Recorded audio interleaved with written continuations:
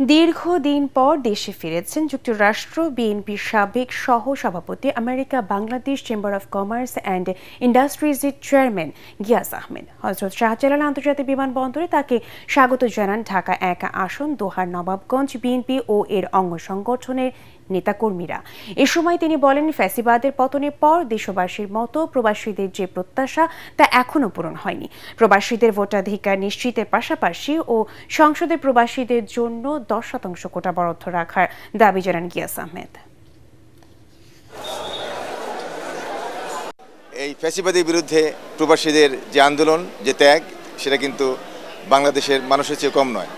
তো সেই ক্ষেত্রে প্রবাসী থেকে আমাদের তেমন কোনো একটি রিপ্রেজেন্টেশন নেওয়া হয়নি।